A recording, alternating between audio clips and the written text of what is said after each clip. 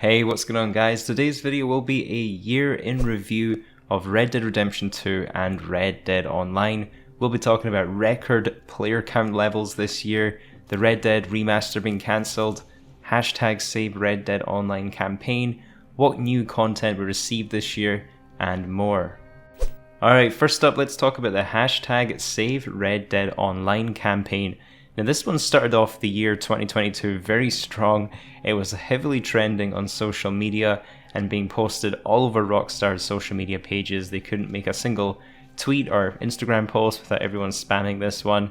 And then at the start of the year, all of the gaming journalists got involved. We had IGN covering this, Game Rant, Kotaku, PC Gamer, and Rockstar couldn't really ignore this one any longer. Red Dead Redemption 2 fans were truly sick and tired of the lack of communication and bare bones updates from Rockstar, and they demanded some answers. And I think this social media campaign was very important because without the social media campaign, we wouldn't have had the media attention from all those big outlets, and without the big outlets and the media attention, we may not have gotten actually an official response from Rockstar on this. So that moves us on to the official community update from Rockstar that unfortunately wasn't the one we wanted. So in July of 2022, Rockstar put out this official update where they basically said they're going to be moving their development resources away from Red Dead Online and into the next entry in the Grand Theft Auto series, GTA 6 as we know it. Within this newswire post, Rockstar also confirmed they would not be making any major themed content updates, so DLCs as we know them.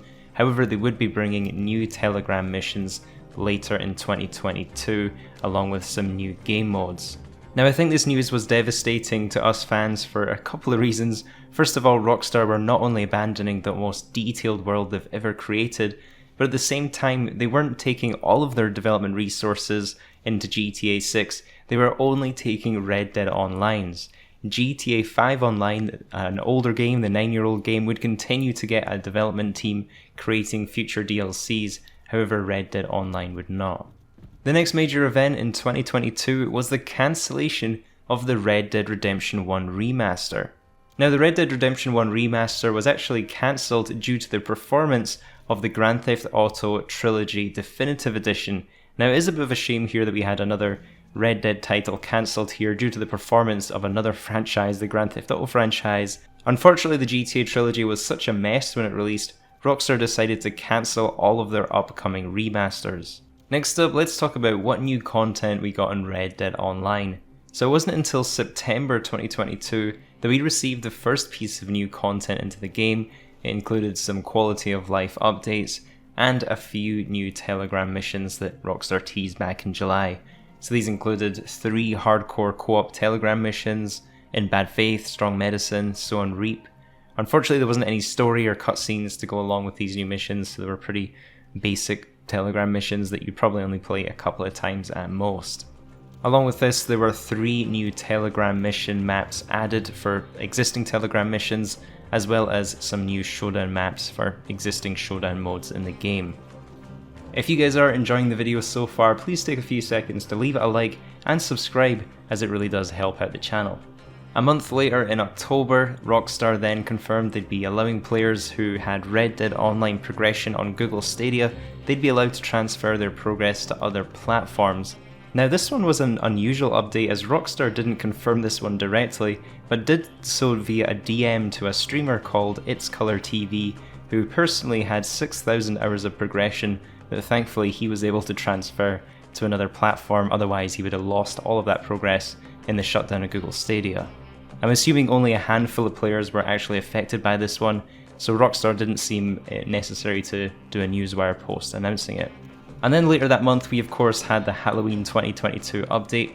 Interestingly, Rockstar brought back an old Halloween Outlaw Pass number 2, which was a bit of a weird choice honestly, as Halloween Outlaw Pass number 1 probably would have made more sense since PC players never really got an opportunity to actually purchase this pass. The Halloween update did also include a few new Telegram missions. There was the hardcore False Hopes and Prophecy mission, and also a few new Call to Arms modes, including the Heartland Oilfields and Saint Denis Graveyard.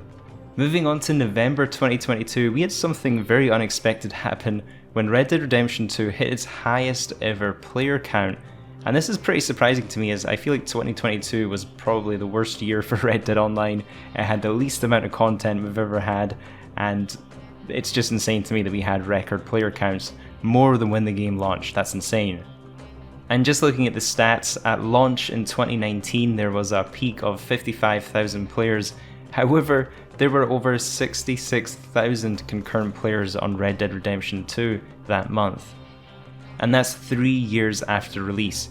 I think the main reason for this is just due to the heavily discounted price on Red Dead Redemption 2. With Thanksgiving and Black Friday sales in the US, I think a lot of people hopped on the opportunity to buy this one. So hopefully this didn't go unnoticed by Rockstar and still shows the huge appetite for Red Dead Redemption 2, and that the game still has a future with so many players continuing to sink hours into it. So that leaves us with the final update of the year. In December 2022, we of course had the Christmas update. And it was a very small one this year. We did have 3 new Call to Arms maps and a Merry Call to Arms, and the weapons were just the same as old Christmas updates. So we had the Krampus shotgun and the winter variant of the Evans repeater.